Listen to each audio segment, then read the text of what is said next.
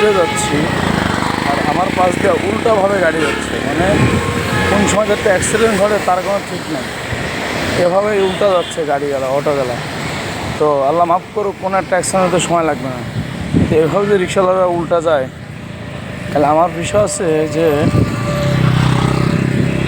প্রত্যেকটা মোড়ে গেলাম, কোনো জায়গায় কোনো ট্রাফিক বা সার্জেন্ট কাউকে দেখলাম না।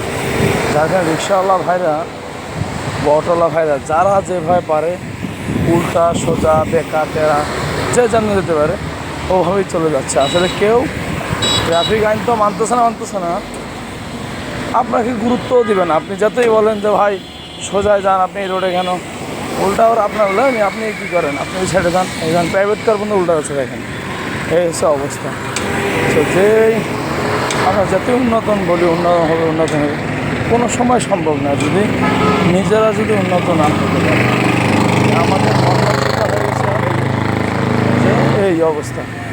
হ্যাঁ, এই যদি হয় দেশের অবস্থা, এখানে পরিচিত হচ্ছে গাড়ি দেখেন, দুই গাড়ি পরিচিত করার জন্য এই অবস্থা, এই হচ্ছে অবস্থা। যাই হোক, আমি অলরেডি নারায়ণগঞ্জ সানাপাড় পার হয়ে মৌসা গ্যাস না, দেখেন যে হুন্ডালা ভাইও উল্টা যাচ্ছে। এই হচ্ছে উল্টা যাওয়ার সিনারি। যেদিক দিয়ে গাড়ি শুধু আসবে যাবে না কোথায়, সেই দিক দিয়ে অ্যাভেলেবেল গাড়ি আছে। কিন্তু মামা উল্টা আছে, মামা দেখছেন এই অবস্থা।